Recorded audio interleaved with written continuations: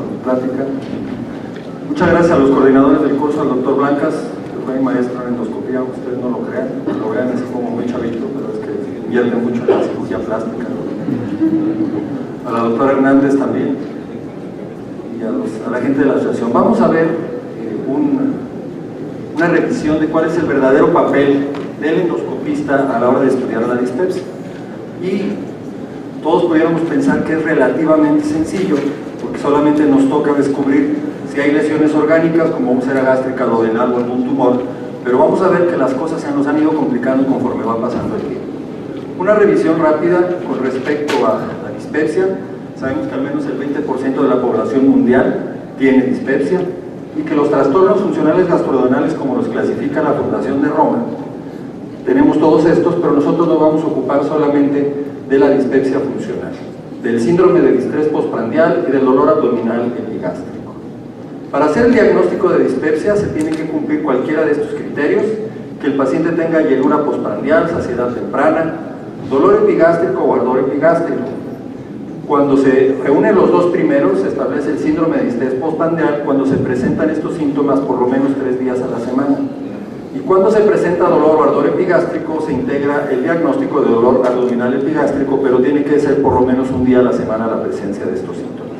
Obviamente, tiene que haber ausencia de enfermedad estructural y que el inicio de los síntomas haya sido por lo menos 6 meses antes de que hagamos el diagnóstico, y que también en los últimos 3 meses tenga estos síntomas presentes.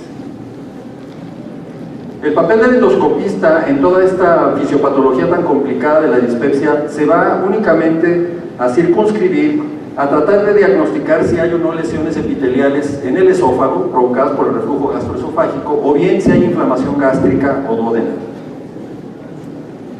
Cuando un paciente llega con nosotros con cualquiera de estos síntomas que ya dijimos, llenura postprandial, saciedad, dolor o ardor, se trata de una dispepsia no investigada, y ahí es donde empezamos a trabajar nosotros. Una vez que se establece la presencia de la endoscopía, se convierte en una dispepsia investigada y nos va a dar cualquiera de estos dos resultados, ya sea que se trate de una dispepsia funcional en un 70% de los casos con cualquiera de sus dos variantes, o bien de una dispepsia orgánica, que es el 30% de las veces en donde tenemos que hacer diagnósticos ya sea de esofagitis, de úlcera péptica, de cáncer, y de algo que se habla poco, pero que cada vez se va a hablar más, de la duodenitis.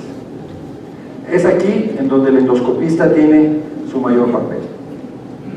Les presento dos trabajos de hecho, en donde a los pacientes que tienen dispepsia no investigada, de cualquier manera se les hace endoscopía, y vean ustedes cómo el 66%, 2 de cada 3 pacientes se quedan clasificados como dispepsia funcional, mientras que solamente un 34%, 1 de cada 3, tienen dispepsia orgánica.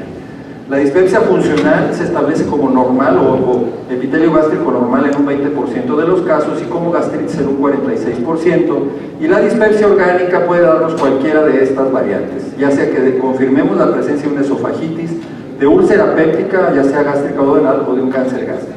Y aquí es donde viene la primera situación en donde quiero ponerlo a su consideración. ¿Realmente será que la gastritis debe ser funcional?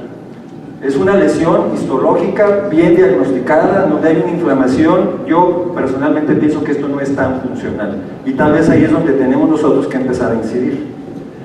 Este otro trabajo que les presento es una revisión grande de los hallazgos también endoscópicos en dispepsia no investigada. No se apuren, vamos a hacer acercamientos a la tabla.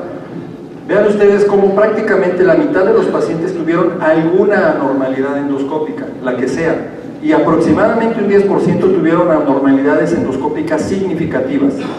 ¿Qué significa esto? Vean ustedes, cualquier enfermedad ulcerosa, aproximadamente un 8,3%, gastritis 36%, y vuelvo a llamar su atención a lo que le llaman la no erosiva. Vean ustedes cómo es el número mayor de pacientes en los cuales se está describiendo algún problema. Duodenitis, que es de los primeros trabajos en donde empiezan a establecer la duodenitis como causa de dispepsia, que puede ser hasta el 8%. La malignidad, obviamente, y por último la presencia de esofagitis erosiva. Acuérdense que hubo épocas en donde la dispepsia tenía una variante clínica que se le llamaba tipo reflujo. Esto ha desaparecido conforme se ha ido avanzando en los criterios de Roma, pero el hecho de que un paciente tenga pirosis no descarta que pueda tener ya sea dispepsia o bien alguna lesión esofágica en el epitelio. quiero llamar su atención, perdón, esta cosa de repente como que no jala, que es el de los primeros trabajos en donde se está describiendo la situación de la duodenitis. ¿Y por qué hablamos de la duodenitis? Vean ustedes cómo en este trabajo de 7,000 pacientes a los que se les hicieron biopsias se logra establecer la presencia de una duodenitis microscópica o enfermedad celíaca hasta en el 6% de los casos. Y en esta gráfica de este mismo trabajo vean ustedes cómo la enfermedad celíaca ha presentado una disminución conforme va pasando el tiempo, y vean ustedes cómo las duodenitis linfocíticas han ido aumentando a partir del 2010 de una manera sostenida. Esto se ve en otros grupos de trabajo en donde la duodenitis linfocítica de un 3% en el lapso de 10 años ya se tiene aproximadamente un 11% de casos. Es una realidad que esto está aumentando a nivel mundial, y en estos grupos de seguimiento de pacientes de enfermedad celíaca, vean ustedes cómo la enfermedad celíaca conocida va disminuyendo y cómo los casos nuevos de linfocitosis o de duodenitis linfocítica no celíaca están aumentando. Por eso es que el duodeno debe ser objeto de nuestro estudio. Sabemos que para la dispepsia y el estudio de la dispepsia se debe seguir el protocolo de Sydney con las biopsias tomadas donde ustedes ya saben, colocadas en un mismo frasco, y aquí es donde viene, es la segunda consideración que pongo con ustedes, cómo las guías o los lineamientos de la Asociación Americana de Gastroenterología se contradicen en cierto momento. Ellos dicen que en aquellos pacientes en los que no se conoce la presencia o no de Helicobacter pylori se deben obtener biopsias de rutina en el estómago, pero ellos mismos dicen en el mismo trabajo que con respecto al duodeno no obtener biopsias de rutina, porque el comportamiento debe ser diferente en el estómago y en el duodeno cuando se están estudiando los mismos síntomas en el paciente. Obviamente ellos van únicamente como criterio si el paciente tiene o no criterios para pensar en enfermedad celíaca. Si no los tiene, entonces no se le toman biopsias, y aquí es donde se nos van a pasar muchos diagnósticos que pueden darnos el origen de la dispepsia. Ya la Asociación Mexicana de Gastroenterología, en su consenso sobre dispepsia, está adelantándose un poquito a esto, y ven cómo en uno de sus enunciados dice que se debe considerar tomar biopsias duodenales cuando ha habido falla al tratamiento inicial en la dispepsia. O sea, nosotros ya en este artículo, en este consenso que se está publicando en el último número de la revista de gastroenterología, ya estamos sugiriendo que sí se deben tomar biopsias duodenales cuando los pacientes no tienen respuesta al tratamiento. Entonces, cuando nosotros utilizamos endoscopía para estudiar a la dispepsia, nos vamos a encontrar que de todos los diagnósticos en los cuales se pueden establecer las causas o el origen de los síntomas dispépticos, vamos a concentrarnos sobre todo en estos en donde realmente van a ser nuestra participación sin que haya lesiones evidentes como tumores o úlceras, la duodenitis o bien las gastritis de tipo nodular atrófica. Eso es algo que nosotros normalmente se nos pasa por alto, dedicarle tiempo a una endoscopía. Vean ustedes cómo la tendencia de mortalidad por cáncer gástrico en México, dependiendo del grupo de edad, ha ido avanzando, pero quiero que vean estos grupos de edades que van desde los 30 hasta los 60 años, prácticamente el cáncer gástrico se mantiene como una meseta. En esta población joven no estamos haciendo diagnósticos de cáncer gástrico en etapa temprana, y no los estamos haciendo porque estamos haciendo nuestras endoscopías de manera rápida, de manera en la cual si no vemos bien, no limpiamos, no lavamos o no tenemos la sospecha endoscópica de sitios donde pueda haber las lesiones que predisponen a la aparición de esta neoplasia, como puede ser la metaplasia gástrica y la atrofia.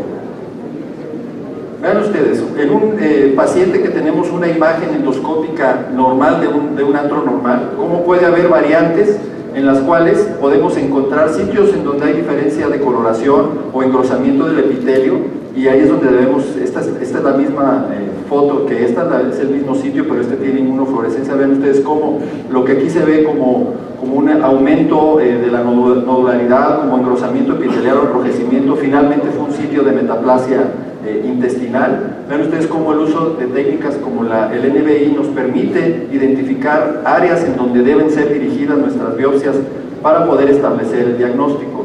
Y, perdón, les quiero presentar esta otra, que ustedes ya la conocen, que es la famosa cresta azul pálida, que se ve normalmente cuando hay magnificación y el uso de NBI en epitelios que son de tipo intestinal. Normalmente en el duodeno estas crestas azules pálidas se ven rodeando al epitelio. Vean ustedes en diferentes etapas de metaplasia gástrica como no hay crestas azul claro, como hay algunas, y como cuando ya están totalmente evidentes nos están dando el diagnóstico endoscópico de que ahí es donde tenemos que tomar la biopsia para hacer el diagnóstico de metaplasia intestinal. Esto también se aplica para los casos en los cuales deba de haber la sospecha de una atrofia gástrica, que es bastante más fácil de sospechar con el uso de la luz blanca.